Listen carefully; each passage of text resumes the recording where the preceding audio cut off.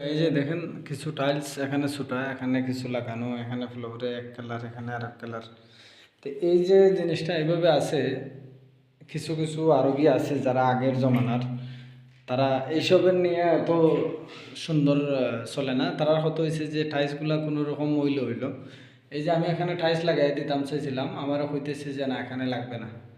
তো এখানে একটু হালকা এই সিমেন্ট দিয়ে দিলা, আর এই জায়গাটা একটু প্লাস্টার করে দিলা। তো দেখেন বন্ধুরা, আগের জমানায় আমাদের যারা মিডল ইস্টে আইছিল তারা পয়সা রুজু করছে কীভাবে। এইসব আসিল এইভাবে কোনো রকম লাগাই লাগাই থইয়া গেছে গিয়ে, আর পয়সা তো ঠিকই নিয়েছে।